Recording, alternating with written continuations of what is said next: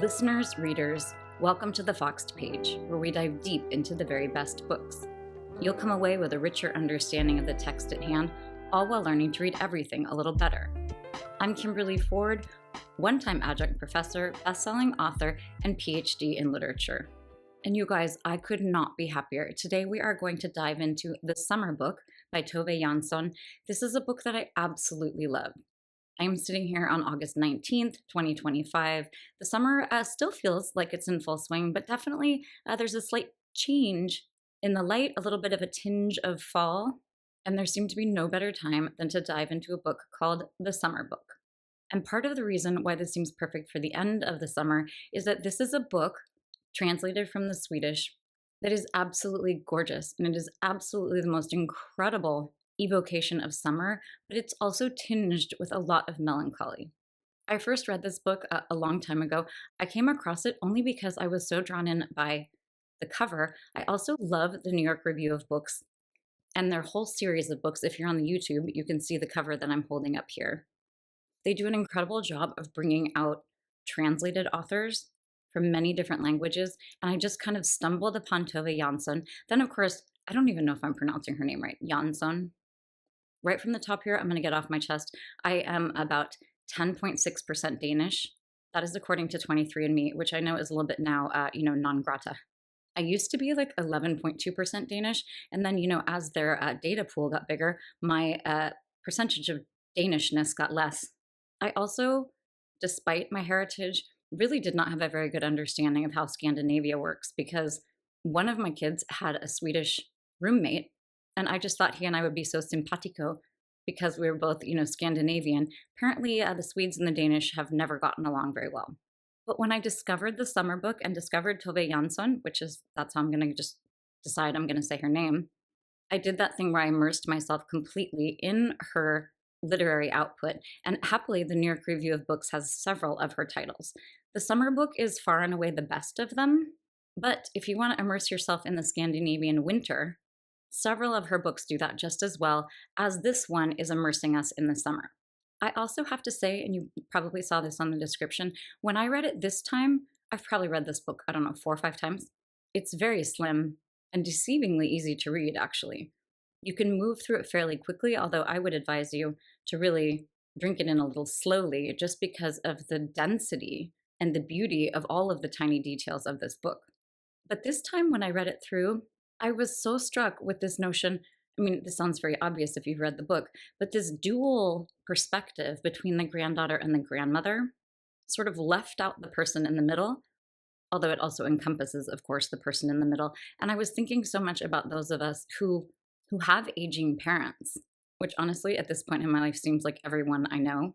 It was so magical to both be transported back into just the delight and the perplexity and the large emotions of being a child, and also to enter into the mind of a woman who is very much at the end of her life and who has an enormous amount to say about what it is to be getting older. I found this read through, my own read through, both like really very kind of eerie and poignant in many ways, but also really inspirational. So if you are someone with aging parents and you haven't picked up the book yet, I really recommend you do so.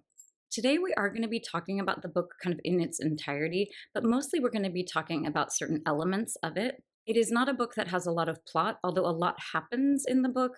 So I'm not sure that there will be kind of spoilers in the traditional sense of that. And also the major plot point happens literally like five pages into the book. So whether or not you read it, welcome. I cannot wait to really dive into the genius of Tove Jansson. For those of you who like an agenda, here is what we're up to today. We're going to do a bio of Tove Jansson. It will be fairly brief. Anyone listening on the podcast, if you have never watched the lectures that I'm giving on the YouTube, this might be a good one. There are going to be lots and lots of illustrations that I think are really a beautiful complement in addition to the many beautiful illustrations that are already in the text. So if you feel like checking out the lecture with a bunch of images feathered through, check out the Foxed Page on YouTube. So we're going to do a bio of Tove Jansson. Then we're going to dive into the text. We'll talk about the cover art. We'll talk about the illustrations. We'll talk about the opening. We're then going to talk about the incredible narrative stance. I alluded to the fact that really throughout the novel, It's not a novel. It's totally a collection of short stories. Although that's an interesting point because they are, it is very much a collection of short stories. These are sort of sketches or vignettes. Although calling them that makes that description feel way too light. These are not light little trifles. These are, in fact, really well developed, really beautiful, and very deep evocations of whatever it is she's trying to tell. And many do have really poignant arcs unto themselves. And the whole thing kind of adds up to this one beautiful evocation of summertime in Finland. One quick note on that, in the introduction, my copy has Catherine Davis, who is an amazing writer. She talks about it taking place over the course of one summer. I think in many ways this is evoking many different summers, if you want to get nitpicky about it. But it's very satisfying to think of it as an amalgam of these many different visions that really do give us a very complete sense of the arc of a summer, but one that is pretty distinct for these three characters, which we will get to in a moment. So we're going to talk about the narrative stance and the incredible way that Tove Jansson is, she's keeping a lot of distance from each of the characters, but absolutely plumbing the depths of the grandmother and of the granddaughter. We're then going to talk about the structure of the book. Because it is these kind of standalone sections, you both have a sense of the breadth. She's able to talk about a lot of different things because she's not beholden to a certain arc. But there's also this incredible accretion of a handful of different things that she's coming at from different directions, and they sort of develop because we see them in all of these different contexts. We also have incredible echoes in and amongst all of the different, I mean, I guess they're stories. I keep wanting to call them chapters, but they really are distinct stories. So the structure is unique and important. We're gonna, throughout the whole time, we're gonna be looking at the amazing prose. There is so much to dig into in this book. Okay, quick biography of Tove Jansson. She was born in 1914, died in 2001. She was Finnish, but she was part of this small minority of Finnish people who speak Swedish. The book was written in Swedish. It's interesting to note the different times when the grandmother in the summer book talks about being from Sweden or talks about the language that is most familiar to her, which is Swedish, because there is a certain amount of pride and a certain amount of distance between the grandmother and the granddaughter, because the granddaughter is firmly Finnish and the grandmother is Swedish. So we have Tove Jansson, who grew up in Finland but is in this Swedish-speaking minority. She grew up in a very bohemian family. I believe she was the oldest of the three children. The family was very sort of radical and certainly very leftist and also very artistic. So her mother was a graphic designer. Her father was a sculptor, so there was a lot of emphasis on art and creative expression in their household. Tove Jansson herself was very bookish, but also really artistic, began drawing when she was a young child. She published her first illustration, I think, when she was like 15 years old. I'm qualifying some of these things because I don't have the exact years in my notes. I had one listener who got very upset about my biographies and the fact that I was not more painstaking about the facts of these people, but I like to think that you all are here for my analysis of the literature, not my biographies of the authors. And I can tell you that the information that I'm providing can be double-checked on Wikipedia, but also is pretty solid. So she had some success as a young person, as a teenager, in publishing her drawings. And around the same time, her mother was writing for a very leftist newspaper. It was called Garm, and this is a paper that took the very bold step of really holding out against a lot of the run-up to the Second World War, really kind of stood its ground as a leftist paper. Around, her sort of early 20s, she didn't leave home until she was 28 years old. It was a very close-knit family. And by that time, she had begun to have success with this whole line of drawings that was a comic strip called the Moomins, Moomin Troll. So I need to emphasize this a little bit, and anyone on the YouTube can see all sorts of Moomin stuff. But if you are someone certainly from Scandinavia or from Japan, these Moomins are very, very big in Japan, where they have an amusement park, apparently a whole line of lunch boxes, all sorts of Moomin stuff. But also, if you are European, it would be sort of like if Walt Disney was able to suddenly pivot and write just like an incredible body of work. So she has this incredible and lucrative and very successful career as a cartoonist, and also becomes very well known for this incredible fiction that she is writing. She and her partner Tuulikki, I have to look at my notes for this, Tuulikki Pietila, I mean, I do not know how I'm pronouncing all of that, but they were partners and they lived together on, they're just gorgeous photographs. If you are on the YouTube, I will post some of those. They lived on a rock, essentially, on an island, very much like the one that we see here. And we also know that the family, the Jansson family, and then later Tove and her partner, they all spent much of their summer times, as much as they possibly could, on these fairly remote islands in Finland. So I have not done a full immersion into the world of the Moomins, although I find them very compelling. But what I love most about the artistic production of Tove Jansson is this incredible set of illustrations that we have in the summer book. I'm always just like wowed by people who have this kind of polymath kind of situation. She clearly had a very incisive political mind, also could write just some of the most remarkable prose I have read, and can make amazing illustrations. It is such a delight to look through this collection and see all of these illustrations. I am not someone who loves like an illustration that is too much on the nose. And some of these I like wasn't that wild about. But there's a scale to what she is doing that is so interesting. And I found it just this really beautiful companion, especially because some of the landscape was not, in fact, very familiar to someone who grew up in Northern California. And if you have found the Foxed page because you are someone who wants to learn to read better, which you all know that I don't love that idea of reading better, because I feel like however you read is the perfect way for you to read. But if you want to get more out of what you're reading, the most compelling advice is simply to pay more attention. So one of the things that you might have missed if you were not paying attention is this gorgeous illustration on the cover of this book. If you're on the YouTube, I'm holding it up for you to see right here. So again, my copy is the New York Review of Books. And we have, this very compelling colored red box with the blue typeface that I love. It's very simple, very elegant in lots of ways. And under it, we have an illustration of an island.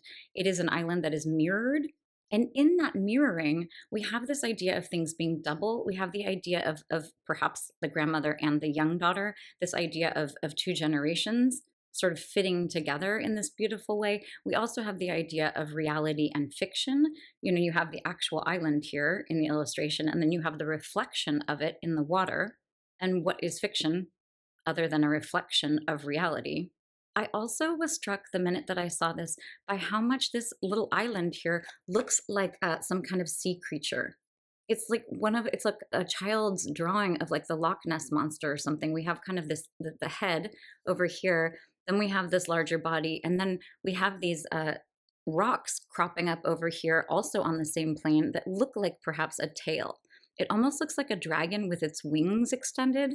In fact, it looks very much like the book Drufus the Dragon. If any of you, I'll pop up a photograph of it. It was a book that I loved when I was little, and this is very evocative. This bit of the island that looks like the dragon's head looks very much like the head of Drufus the Dragon. And that sounds kind of just like incidental and not that important. But to me, it was very moving that this illustration and this book that really is an immersion in childhood, it evoked something in me. There's something about having illustrations in this book that makes it feel like a children's book. I mean, it's obviously not a children's book. It's very heavy and very dark in many ways. But the idea of having a text with illustrations along with it is something that brings us back to childhood. But even more importantly, perhaps, you might just glance at this and you might be struck by the fact that it looks like a dragon or a sea creature, or maybe to you, it just looked like an island reflected. But if we look more closely, we can see in the center here that there's a little yellow light, a little beautiful kind of yellow light in what is very much like a little cottage in and amongst these trees on this tiny island. And if we look even more closely, we can see that way out on the point, there are two individuals. I'm looking at it with my glasses on. I think they're literally three individuals. Nope. So it almost looks like they're three individuals, but I've looked at this fairly carefully. It looks very much to me like we have a grandmother figure, an older figure, who is maybe has a cane, or maybe has some sort of fishing net or some sort of butterfly net. And behind that grandmother, we have a figure of a small child. And I have to say, if you're not me and you're not really digging in, you might have completely missed this. It is something that is subtle, and it is certainly overshadowed by nature, which is exactly what Tove Jansson would want here. The idea of human beings as being, talk about ephemeral, as being just, very sort of incidental in comparison with nature, with the storms, with the kind of inhospitable world of these scaries. Those of you who listened to the Audible book, I really liked the Audible book, but it was very funny because she kept talking about the scaries and the familiar scaries and the far out scaries. And what that is, of course, is Skerries. A scary, Skerry, is like a rocky island. So it's very fitting to me that we have these teeny tiny little characters set into this really beautiful illustration where nature certainly is predominant. We're not going to spend too much time on the title. It seems fairly straightforward to me. And in many ways, this book is very straightforward. This is prose that is really stripped down. It's very clear. But the title, actually, very much like the rest of the book, is deceivingly simple in the sense that, yes, it is about summer, and it is certainly about books. It is about the creation of art. There are actually many books that are being written, not many, but there's several books within books that are being written in the scope of the text. But right from the start, we have this idea of something that it seems very simple, and yet once we dive in, becomes very complex. So we open the book and we have this first illustration. It's actually not my favorite illustration, but it's a very good example of the way that things that seem very simple actually are very complex. Again, if you're on the YouTube, I'm going to show you this illustration. If you look at it quickly, it might just look like a tuft of grass with some clouds around it. But then the more closely you look, actually, you don't have to look that closely. It's fairly obvious. We have what very quickly becomes a profile of a grandmother, an older woman. She has kind of like a grandmotherly hairdo. And facing her is a child. And that child is kind of looking up toward the grandmother. And the child also has what might, to me, they look a little bit like an angel, like a set of angels' wings. This is a book that is really preoccupied with the idea of God in this incredible way. It's not overly religious, but there's lots of praying, but also praying in this kind of blasphemous kind of way. We have a lot of Sophia praying for things and then having them happen or not happen. And there's a lot of blaming of God. There's a lot about superstition. There are many questions about sort of how much solace you can take from God or religion. There are lots of questions about whether, life is predetermined and whether or not fate is something we have any control of. I mean, these are the very large questions that grow out of the passages where God is evoked. And it's very easy to understand why God would be important, because really throughout the entire book, we have this issue of death. We're about to get to it. And what's fascinating about the presence of God is you have a very young child's conception of God, which is very confused and full of questions. And then we have the conception of God from a much older woman toward the end of her life, who also has questions, obviously. And the way that both of them are working out their conceptions of God, both on their own and together, is fascinating and really important, given the fact that death really does permeate the whole book. Okay, so after that first illustration, we come to our very first story. It is called The Morning Swim. One of the ways that you know that this is a collection of short stories, interestingly, it doesn't tell us on the front that it's a novel or a collection of stories or anything else. But that very first title should maybe tip you off to the fact that this is going to be a collection of discrete vignettes or short stories. And that's partly because, The Morning Swim, I guess that could be a chapter title, but to me, it's very definitive in some ways and kind of singular. It doesn't feel to me like something that's going to build on, obviously things build on it, but it seems like that's something that stands alone. I am someone who is guilty. If you've listened for a while, you know this already. For some reason, I tend to not pay close enough attention to chapter titles. I do when I'm preparing a lecture, but I realize that when I'm reading, I'm just like, I don't know, I'm so excited to dive into the next chapter that I often am not looking closely enough at the titles. She is so good with chapter titles. And of course, when you are reading a piece of fiction that is very short, as opposed to something like Anna Karenina or War and Peace or Oliver Twist, you can have expectations about every word in that short fiction being very carefully chosen and being really important. This is assuming that you are having a writer who is worth her salt. So obviously, the way to think about that too is like poetry is kind of like every single word, every syllable, every single like letter is extremely important. With short fiction, you have that same feeling that every word needs to be chosen carefully.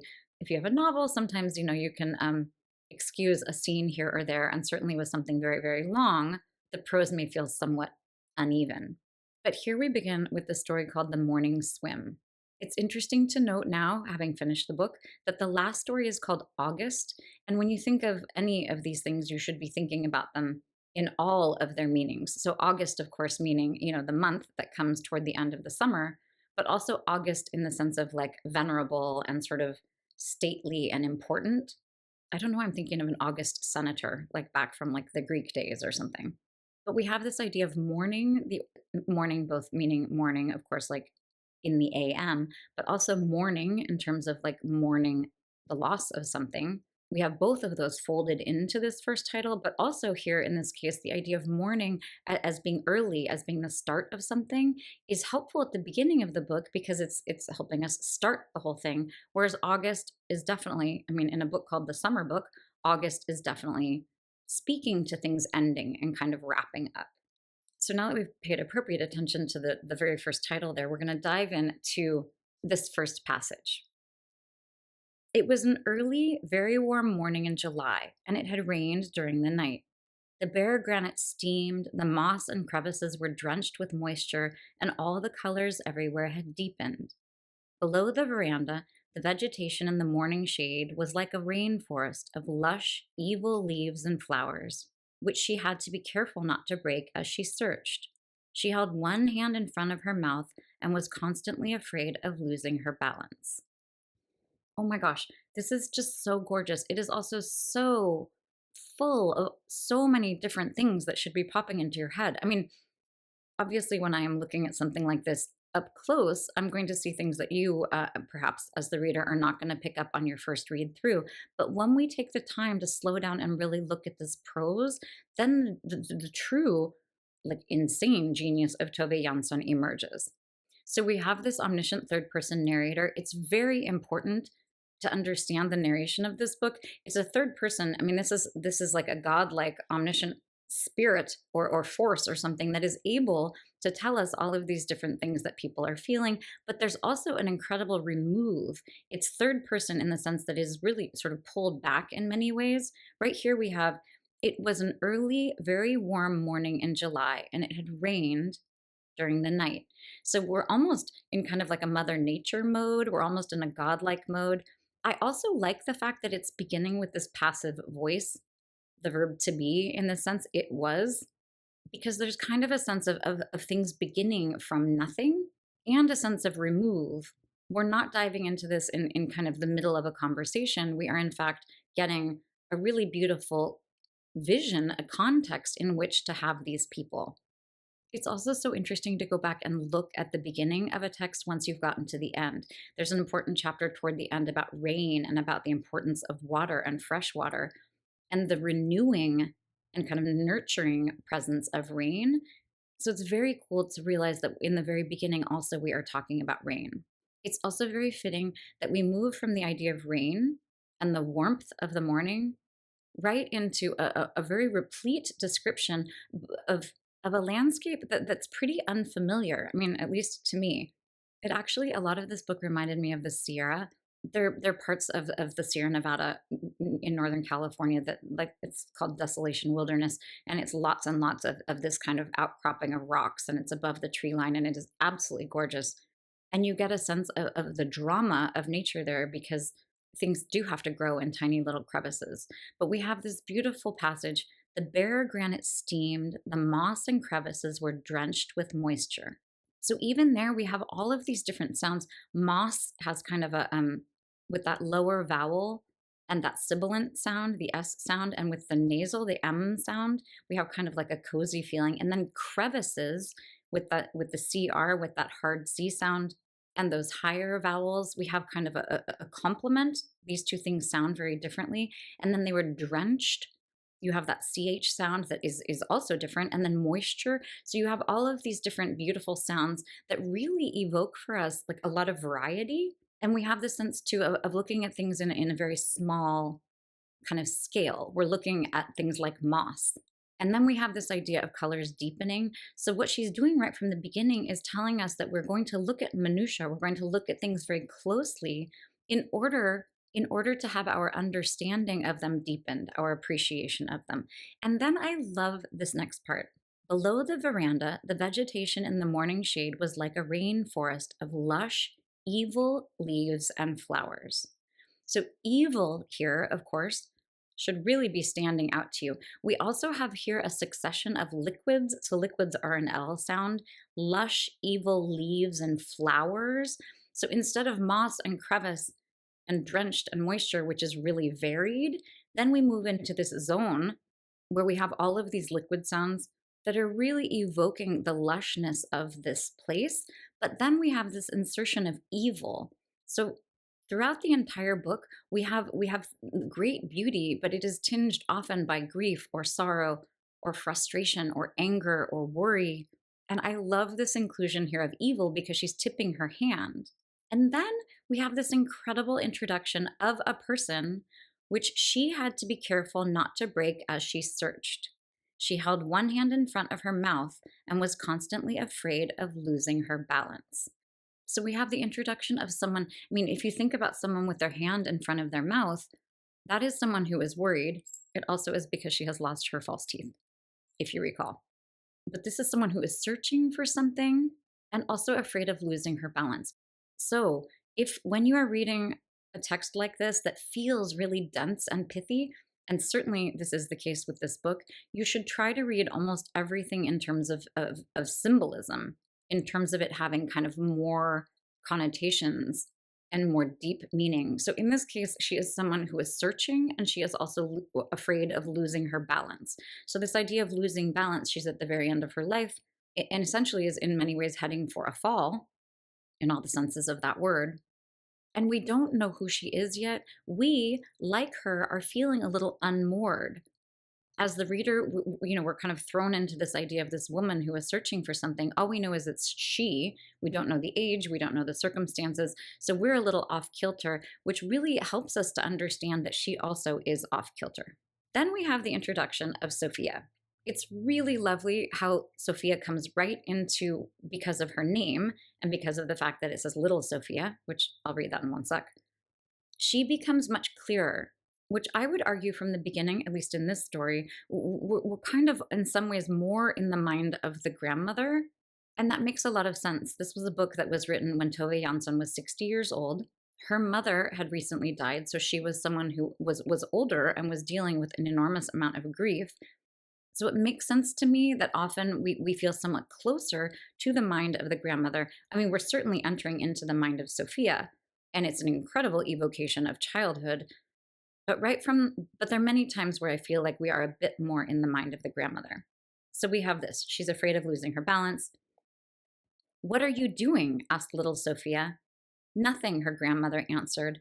"That is to say," she added angrily, "I'm looking for my false teeth." So the important thing here, I would argue, is this idea of angrily. This is a woman who does not suffer fools. And this is a woman who, it becomes very clear very soon that she is helping her granddaughter through the grief of having lost her mother by treating her with an enormous amount of respect, by not coddling her, by convincing her that she can make it through, because she takes her seriously and gives her a lot of respect, gives this young child a lot of respect. She's often very upfront with how she is feeling. She's not trying to be self-effacing. She's also, of course, dealing with her own grief. And often that grief, she's a bit cantankerous. She's a bit salty, this old grandmother. And so I love the idea of anger as coming in right first and foremost. And in terms of the grandmother's grief, she's really facing death, and it's very much about her own death. And it was very important for me when I realized at some point that the mother, the woman who has died, which we're about to get to, that is not the daughter of the grandmother, if that makes sense. So this is Sophia's paternal grandmother. So this is someone who is helping her son and her young granddaughter through grief, but this is someone who is not having to grieve the loss of a daughter. And the reason why that is important is because it allows the grandmother on some level, I mean, she's obviously very preoccupied with helping her small family through this tragedy, the loss of this young woman who is the wife of her son and the mother of her granddaughter. And of course, she would be grieving the loss of the daughter-in-law, but it is not the same as the loss of a daughter, which I think is important because it does allow her to focus on her own death in a way that's much more cathartic and kind of more helpful to the reader, which I'm not sure that makes a ton of sense. But for me, but for someone, for example, if you have an aging parent or if you yourself have any concerns at all about mortality, it's more interesting to think about at least in this context, it was more interesting for me to think about someone contemplating the end of her own life in a way that wasn't eclipsed by the idea of having lost her daughter. So that's actually a very good segue. We move from the idea of the morning swim, which begins with this beautiful narrative passage with this evocation of nature and the idea of the grandmother searching for her false teeth, and then goes on to show very clearly the kind of sassy dynamics between this grandmother and the young daughter, and this question of diving into something. Of course, the idea of diving in has everything to do with, I mean, to mix metaphors, it's kind of like getting back on the horse. In some ways, this grandmother, during this very difficult time for Sophia, is encouraging Sophia to take risks and to be bold and to be brave and to dive into things unknown, which is a very good metaphor for the rest of her life. I mean, she's going to have to navigate life and do bold things without her mother. And the way that the grandmother is supporting her is really beautiful. So then we move, in not very many pages. This first story, the morning, it's like 4 pages long. This is also a book with lots of white space. I mean, there's a lot of space between these lines. It's not particularly dense text, but it is amazing to see how much she can pack into a mere 4 pages. This becomes even more apparent when we get to the chapter called Moonlight. So Moonlight is literally like a page and a half long, but it is an absolutely arresting story. So if we're thinking, by the way, we are not going to go through all of these stories with this kind of attention, but it's very important to look at how Jansson, because she is an incredible writer, is setting us up at the very beginning with all the tools that we need to really appreciate the rest of the text. So Moonlight is the second story. And right from the start here, we have sort of the crux of the story. We begin with this evocation of the grandmother and the granddaughter, and the idea of searching and diving into things, and the beauty of nature and the starkness and the difficulties, both of losing your balance and of drumming up the courage to dive into something. And then we shift right away into this idea of moonlight. It's very fitting to me that the chapter describing the sort of the crux of the whole book, the germ of the book, and the most important thing in some ways of the whole book is very short and very clear. So the title itself is deserving of our attention, obviously. The idea of the moon, I think many people are familiar with this idea. Moon is the moon, and lunar cycles are often related to the female, in part because of our lunar cycles, the fact that our menstrual cycles are 28 days and the lunar cycle is 28 days. But throughout human history, the moon is something that has always been associated more with the female. So it's very fitting that we have not only just the moon, but the idea of moonlight, the idea of something being present, something illuminating, something being revealing and present and beautiful. We are evoking the mother, but we also are talking about her absence. So we have the title Moonlight, and then we have this. One time in April, there was a full moon, and the sea was covered with ice. Sophia woke up and remembered that they had come back to the island, and that she had a bed to herself because her mother was dead. I mean, absolutely just such stunning, stunning prose. A couple of important things here, of course. So here we have outside the scope of the summer. This is in April. And I do think it's nice and sort of concise. And in many ways, I do conceive of it this way, to think of all of this as happening over the course of one summer. But I think that's also somewhat limiting. There are lots of different stories that are like one summer, blah, blah, blah, and one summer, blah, blah, blah, and one August and one July, which to me makes it sound like it's not like that summer and that August and that July, which is really beautiful because the summers kind of proliferate. We have this idea of many, many summers, which makes us think, some of these are the grandmother's summers. Some of these are our own summers in some ways. I mean, it becomes many, many different summers. But here we have the idea of April. So she wakes up in April and there's a full moon. So here we have the presence of the moon, but we also have the absence of the mother. It's very stark. She wakes up. It's also interesting that they have come back to the island. So I drummed up in my mind this whole narrative. We realize later when she does the study of the angle worm that has been chopped in two, that's not the title of that, but Sophia and her grandmother are writing a little book after an earthworm or an angleworm was cut in half by a spade, which obviously the death of the angleworm and Sophia's preoccupation with it and the way she's processing it in writing and verbally working all of those things out with the grandmother is a very, very clear parallel with the way that young Sophia is trying to work out the idea of the death of her mother. So in the midst of that book, she talks at one point about how she hates things that die slowly, which in my mind I was like, oh God, her mom died of some like long and drawn out terrible thing. And also I had the idea that they mostly like to be on the island, but that for the mother's like decline and death, they had to be off of the island. So they get to come back to the island in April, which also I'm like, oh my God, April on a tiny island in Finland has to be just like, I mean, obviously it's icy and it's dark. So it's not summery at all. And we're not going to dig too carefully through this in this chapter, Moonlight. But what's really interesting is the way that this very, very brief chapter is telling us this very important thing, that the mother is dead. It's also, there are no euphemisms. There's a chapter later, a story later, where the grandmother is talking about how much she hates these euphemisms, which I'm always somehow inspired by people who are closer to death not feeling like they need to lean on euphemisms. It somehow makes it feel like maybe death is less scary to people who can really like say these things clearly. It's also very interesting to think of the fact that Tove Jansson has just lost her mother. She's 60 years old, and yet she is saying this in very clear terms, that her mother is dead. So we have this idea of the moonlight, the presence and the absence of the mother. And what's gorgeous is that we have kind of the slippage. We're talking about the moon, and then fairly quickly, we're talking about the fire. So there's a fire that she can see in the windows. It's reflected doubly. So there's a lot of stuff about doubles. So you have questions about mother daughter, you have questions about reality and fiction, you have questions of illusion, you have questions of life and death, things being both present and absent. But I love the fact that early in the book here, the shorts, this like 2 page, it's like 1.5 pages long, it ends with the idea of her father putting more wood on the fire. So, right from the beginning, we are seeing this father figure as someone who is bringing light and warmth and security. And we see that over and over again. The father is actually very kind of shadowy in a way that I like. He's a very benevolent presence. He's working all the time. He has that incredible robe. He's obviously someone who is going through a huge amount of grief himself. But again and again, he's someone he's bringing kerosene, or he is adding things to the fire. He is someone who is associated with warmth and with providing warmth, which is really an important solace. I have to take a quick minute here and just note that I am not at all surprised. It has taken us like a half an hour to dig into just the very, very beginning of this book.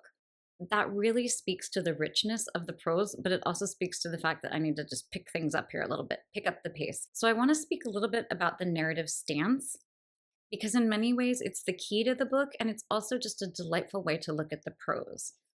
So Catherine Davis in her introduction says the following. Tove Jansson was almost 60 when she wrote the summer book.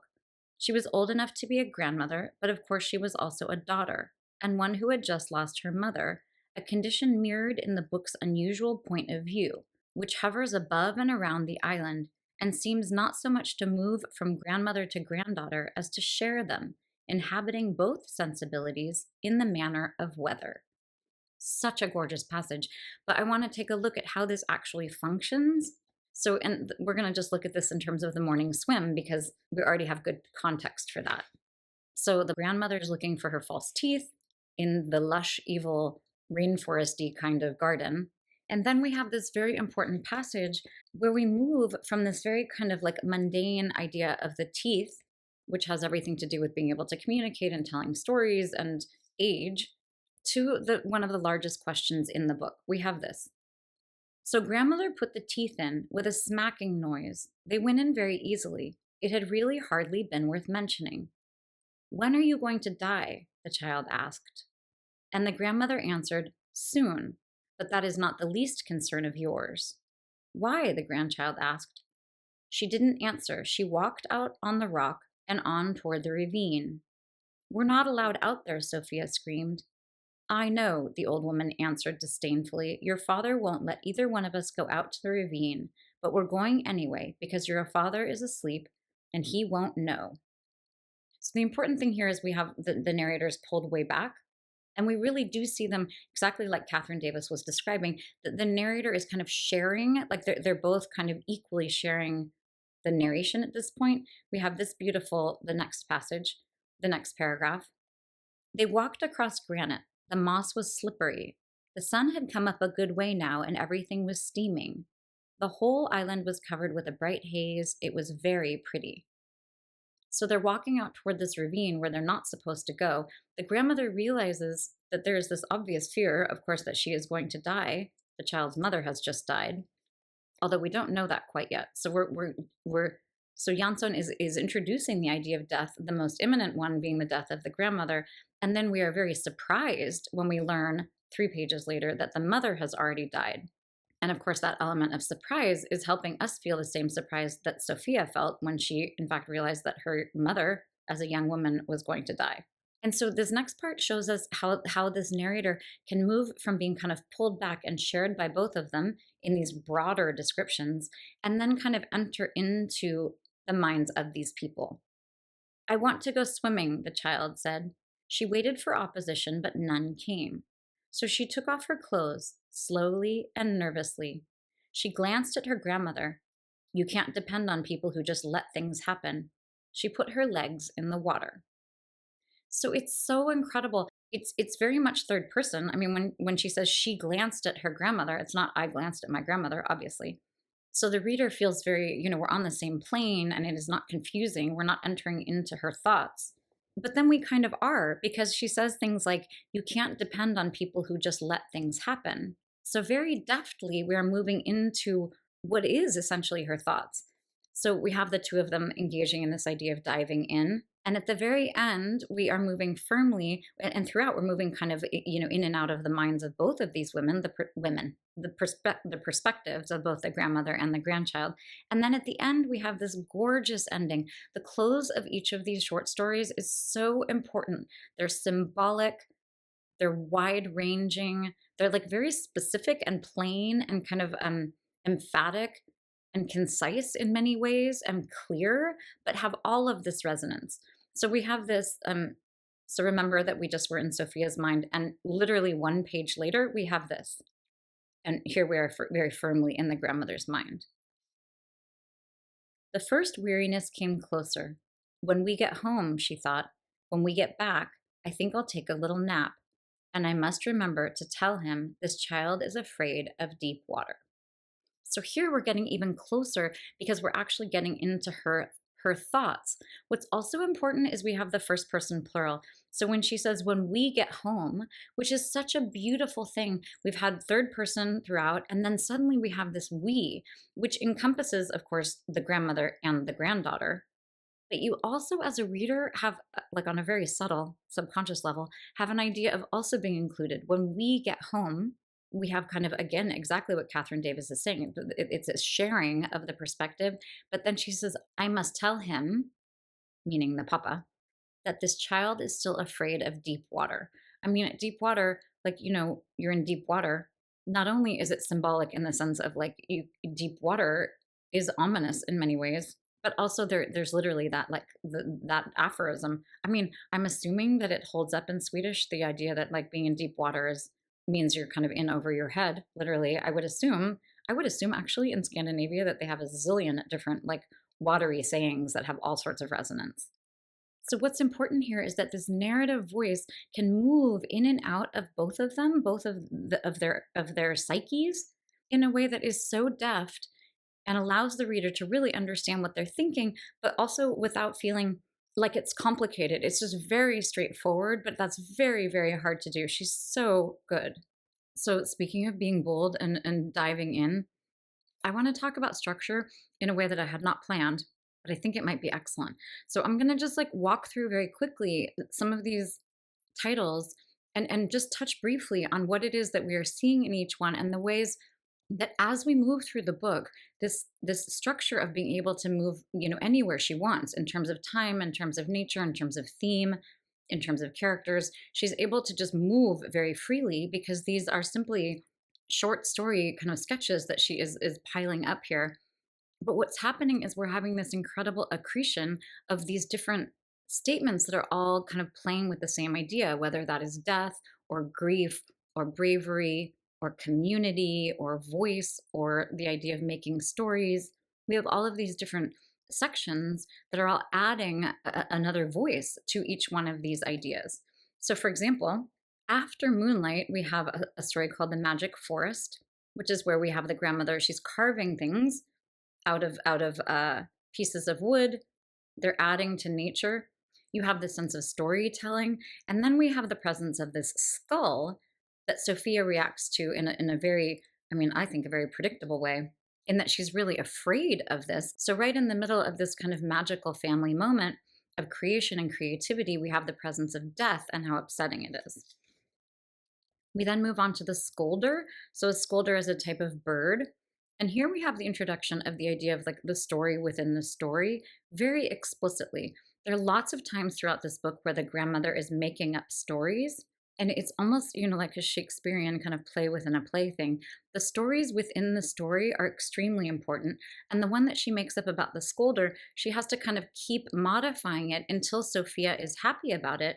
But of course, in offering all of these different iterations of the story of the death of the scolder, I mean, again, here we are coming across death for the third story in a row. She has to keep modifying, but she's also exposing Sophia to some of the difficulties and some of the inevitabilities and some of the kind of ways to look at death that are more difficult, and then is eventually giving her one that feels better for Sophia. We then have Berenice, which I guess we say Bernice. I did not look this up, but I'm fairly certain that last time I looked at this, I did, last time I read the book, and Bernice is like a Scandinavian princess, which is perfect because this Bernice who comes is quite a bit like a princess. So this is very interesting because we have an outsider coming in. Anytime there is an outsider coming in, whether it's the man toward the end who's building his house, or whether it's that fisherman guy who sleeps in the sealskin sleeping bag and is kind of itinerant, these outside people coming in show us a huge amount about the three of the people in this family, but it also helps us see how deeply ingrained we are as a stranger in their lives. Like, we are shown so much of what is happening for them, and you almost don't realize how intimate everything is until you have an outsider come in. We also here have this idea of community, we have this idea of jealousy, we have this idea of fear and of conquering fear. Again, we have the grandmother telling a story. We have an idea of loyalty and betrayal and play. So we're adding on, not just about death, but here we're talking a little bit more about the nuances of the way that their relationship works and the way that life on the island works. We move on to the pasture, where we have a beautiful sort of vision of what heaven might be. So again, we're talking about nature, we're talking about death. We're moving on to playing Venice. This was a heart-wrenching piece for me. In it, we have the idea of Sophia as kind of evoking this mother figure and wanting to sort of create this perfect world. And very much like the magic forest, they're using elements of nature to kind of process what it is that is happening to her. And of course, the way that Tove Jansson is doing it is so kind of gut-wrenching, but also so beautiful. Young Sophia starts calling the grandmother mama, and the grandmother says, I can really only be mama to your father. But you have this real sense of both of them working through these difficulties. And then this very elaborate thing about Venice, which seems very far from the island, but is another kind of watery place, another place where people are trying to live on water. And like many other stories in the book, we have this elaborate kind of buildup, and something tragic happens. In this case, the water comes in and there's a storm, and their kind of diorama of Venice is ruined. But we have them both figuring out a way to move through that. We're going to skip forward a little bit. I cannot do all of them or else we will be here all day long. We have the cat. We have this idea of hunting and death and mercilessness and things not turning out the way you want them to, but then also the idea of really loving something even though it's difficult to love, that is a theme that we see over and over, but we don't get to have the relationship we think we want. We just get the relationship that we actually have. There's several different chapters like the road that have to do with progress and have to do with the way of life that they are so prizing, the way that is often threatened. We have that gorgeous story about the tent where the grandmother, this was so beautiful to me because here we have kind of a tipping of the whole thing. The grandmother is so distraught because she can't remember what it feels like to sleep in a tent. And we have Sophia in this case is providing a narrative for her grandmother in this gorgeous tour de force where we're really exposed to some of the grandmother's fears, and then we are able to move through them, not in a way that's too pat or that completely absolves us of our concerns, but in just a very beautiful, grounded kind of way. One of the most unexpected stories for me was The Neighbor. So in it, you have the two of them. They're showing us so much about island life. I mean, apparently on the island, you're never supposed to lock anything up. You're just supposed to like hang your key there and people can just like kind of come in and check things out. But of course, progress is happening. And this neighbor is building this house that is not to the liking of the grandmother. But then the interaction that they have with him is so unexpected. And we realize that we have a lot of sympathy for this person, and that in many ways, this man who really just wants solitude is going to be disappointed and is going to have to grieve because he has all this family and friends and people who are going to help him. And the grandmother knows that what he thinks he wants is not what he wants. And this is a theme that happens again and again. The grandmother says very plainly to Sophia, people have to make their own mistakes.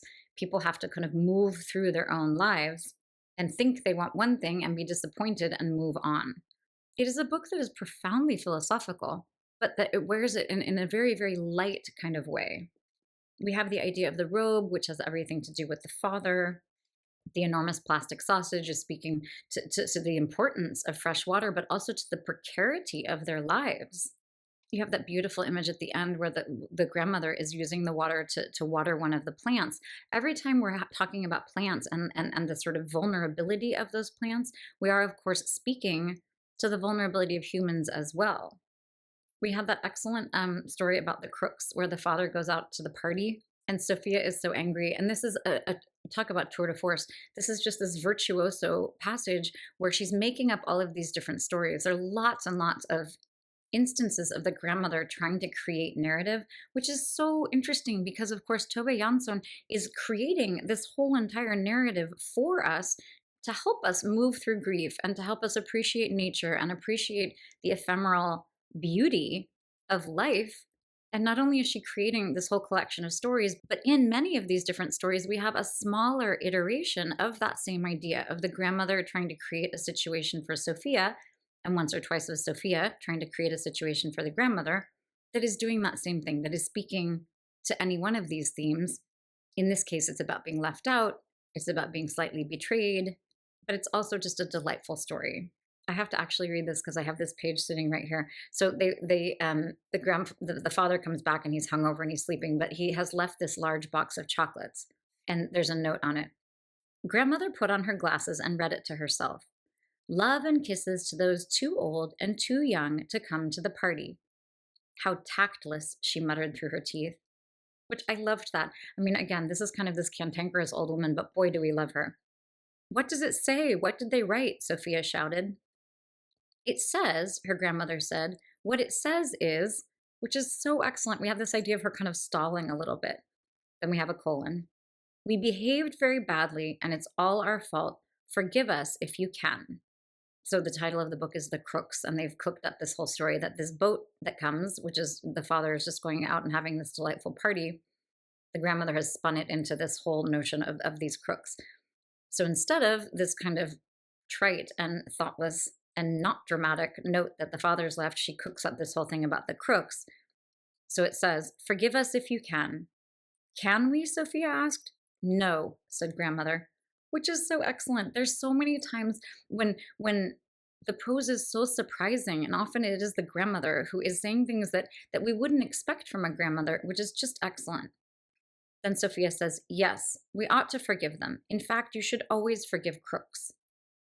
How nice they really were crooks after all. Do you think the chocolates are poisoned? No, I don't think so. And that sleeping powder was probably pretty weak. Poor Papa, Sophia sighed. He just barely escaped. And indeed he had. He had a headache all day long and could neither eat nor work. So I love that. There we have that omniscient narrator. It's kind of a little wink to the reader because, of course, from Sophia's perspective, he has a sleeping potion.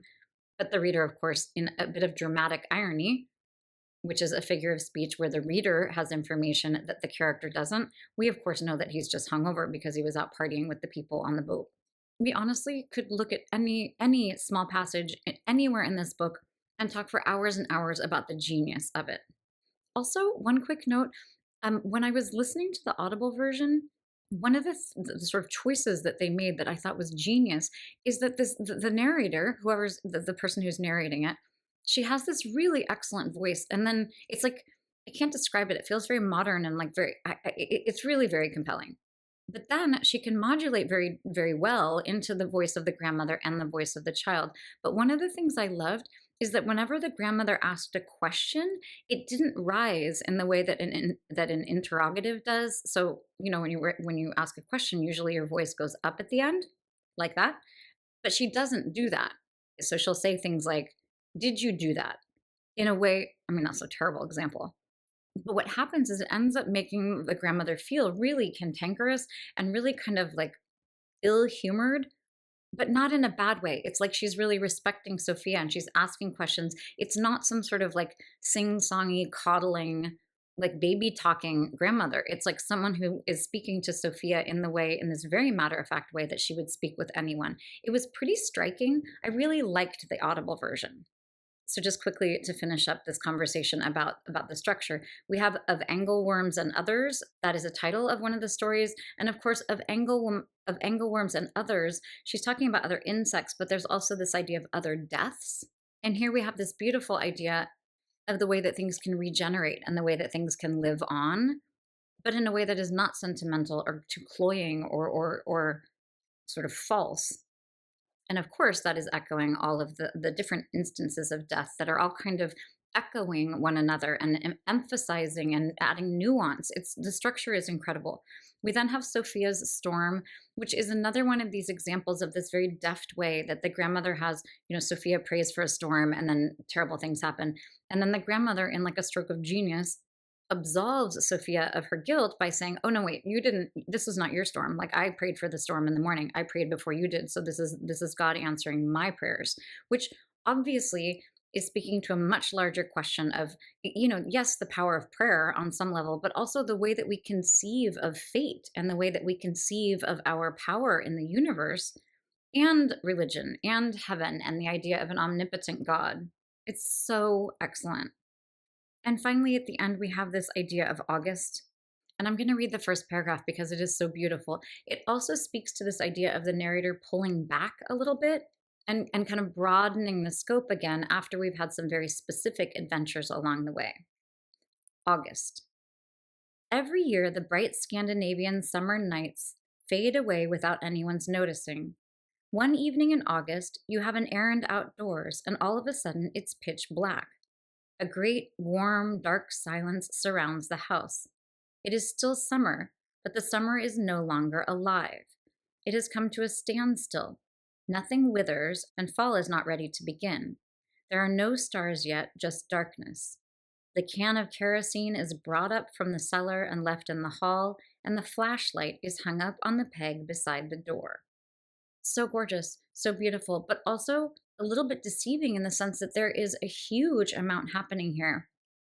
We have the idea of light waning and of things moving toward darkness. So you can read that as a certain dying, a dying of the light.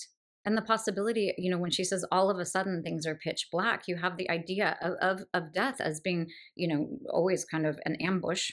But it also hasn't begun to happen yet. And throughout the entire book, we have all of these echoes of kind of the threat of death, and yet the way that life moves on, the way that things endure. I love the idea, too, that we are ending with the idea of kerosene, so the idea of warmth and light, and then the idea of the flashlight as well, kind of like doubling down on this idea of providing light. And then that kind of consolation, that kind of emphasis on light is very clearly stated just right across the page here. Grandmother had always liked this great change in August, most of all, perhaps, because of the way it never varied. And that is speaking to the way that throughout the whole book, we have these different instances, the fact that a well-told story is always going to provide solace, but not complete solace. There's always going to be something that feels kind of undone or remains a mystery. So the point of looking at all of those chapters in succession like that is to look at the deft way that each one of these chapters is really different. We have all of these different anecdotes. As I was moving through, you kind of remember all of these different things that happen. And it never feels repetitive or boring or not charming. I mean, the book is incredibly charming, But the way that it is looking at certain things from many, many different angles is so genius. And not only is Sophia being consoled, and not only is the grandmother really thinking about how she can best face death, but the reader is moving along with all of these things and seeing from all of these different perspectives, different ways that might or might not resonate with that specific reader. In some ways, this is like the best thing that literature does, is taking these gigantic themes and then providing all kind of a kaleidoscopic vision of how you might conceive of them. The structure is so excellent and really just a masterclass of how short, very short, different fictional vignettes can create an incredible whole. So looking at this story, the one that we're talking about here, August at the end, with the Scandinavian summer coming to a close, is actually a very good place for us also to bring this lecture to a close. I want to make very brief mention. I spoke earlier about the idea of looking at the ephemerality of nature, but I think we've had a really good look at some of the prose already. And I think it's very like a kind of a straightforward idea that anytime that we have these beautiful descriptions of nature, and a lot of times it's the fragile quality of nature, it's very easy to make that jump from the fleeting nature of nature to the fleeting nature of human life.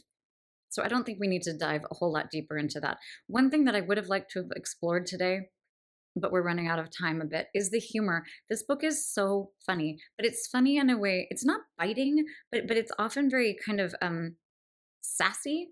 And what I love is the fact that this is a book that is really tinged with a lot of sadness and a lot of mourning. And I think actually this lecture has sort of been disproportionately about the more kind of poignant, more deeper aspects of the book, when in reality, there is so much lightness and brightness and so much humor. This is a book that when I recommend to people, and if you've read it now, I hope that you have had this experience of it, people love this book, which is in part because of the humor. The humor adds enough levity and enough creative, kind of unexpected stuff that it doesn't feel too heavy. And I love the fact that, when people remember, and hopefully when you remember this book, there is a lightness and a brightness and an optimism to it. And I think that derives from this very smart use of humor. It also, though, derives from a certain amount of optimism that just is inherent in all of these different interactions between grandmother and Sophia and the descriptions of nature. It's just an absolutely gorgeous look at different phases of life. So I want to just read the very last chunk to really bring home how beautiful the prose is, but also the really large questions that she's tackling and the beautiful way that we do end up feeling optimistic. So on page 169, grandmother sat down on the chopping stump to wait for her balance. It came quickly, but she stayed where she was. I mean, look at that mastery. In the very beginning, in that very first story, she was losing her balance. She was someone who was afraid of losing her balance. And here we have, at the very end of the book and the end of the summer, this idea of her balance coming quickly to her. It's so gratifying. I mean, talk about structure.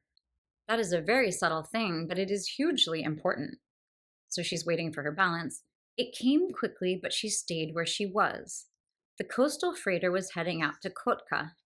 The sound of its diesel motors gradually died, and the night was as quiet as before. It smelled of fall. I mean, in the beginning, too, remember she was worried about falling? Now it's fall.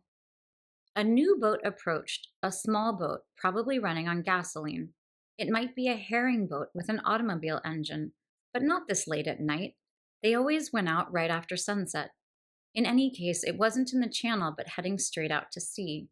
Its slow thumping passed the island and continued out, farther and farther away, but never stopping. Isn't that funny, grandmother said. It's only my heart. It's not a herring boat at all. For a long time, she wondered if she should go back to bed or stay where she was. She guessed she would stay for a while. So lovely. I mean, just an absolutely gorgeous close to an absolutely beautiful book. I realize that I always use a lot of superlatives. Like I just am constantly saying things like, constantly and like absolutely and incredibly. But I really think that speaks to just like my passion for all of this stuff and how deeply it moves me. And this book, of like practically all the books I've ever read, I just find it so moving and so beautiful. And I really hope that this deep dive today has given you more of an appreciation for just what a gem this is and what an extremely talented person Tove Jansson is. So thanks so much for spending the time. Thank you for tuning in. Happy reading.